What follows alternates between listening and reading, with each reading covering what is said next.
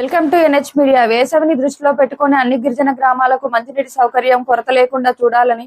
CPM జిల్లా party committee సభ్యులు కొల్లి సాంబమూర్తి, ఆంధ్రప్రదేశ్ గిరిజన సంఘం నాయకులు ప్రసాద్ చెంబూరు, ఐటీడీఏ మరియు ఆర్డీఎస్ అధికారులకు విన్నపం చేశారు. పార్వతీపురం మన్యం జిల్లా కొమరాడ మండల కేంద్రంలో వేసవిని దృష్టిలో పెట్టుకుని అన్ని గిరిజన గ్రామాలకు యుద్ధ ప్రాతిపదికన మంచినీటి సౌకర్యం కల్పించి గిరిజన ప్రజలకు అన్ని విధాలుగా ఆదుకోవాలని కోరుతూ బుధవారం సిపిఎం పార్టీ ఆధ్వర్యంలో కొమరాడ మండల కేంద్రంలో ఏర్పాటు చేయడం జరిగింది. ఈ సందర్భంగా సిపిఎం పార్టీ జిల్లా కమిటీ సభ్యులు సాంబమూర్తి, ఆంధ్రప్రదేశ్ గిరిజన సంఘం నాయకులు ప్రసాద్ చెంబూరు మాట్లాడుతూ ఇప్పటికీ వేసవి కాలంలో ఎండ తీవ్రత దృష్ట్యా కొమరాడ మండలంలో పెద్ద పంచాయతీ పరిధిలో గల జలబుడ్డి, దరసంగి, బెడ్డ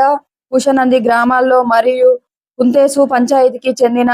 తినుకు, గుణకల్లు, వానబడి, బద్దడి గొర్లెమ్మ మరియు కూడేసు పంచాయతీకి సంబంధించి తీలేసు గ్రామంలోను మరియు చోళ పదం పంచాయతీకి రెబ్బ, వనదార గ్రామాల్లోను, నయా పంచాయతీ గుడ్డ సంకేషు, లొడ్డ వనకాబడి గ్రామాల్లోను, గుణద తీలేసు పంచాయతీ పరిధిలో బిన్నిడి, గుణద తీలేసు, ఎగువ దిగువ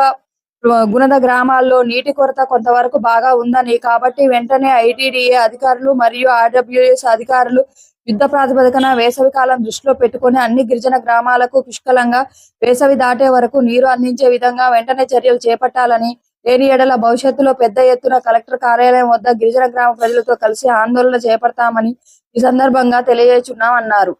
కాబట్టి వెంటనే యుద్ధ ప్రాతిపదికన ఐటీడీ అధికారులు, ఆర్డబ్ల్యూ అధికారులు గ్రామాలకు వెళ్ళి అన్నీ పరిశీలించి గిరిజన గ్రామాలకి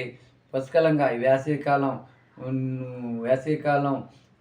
పూర్తయ్యే వరకు నీరు అందించే విధంగా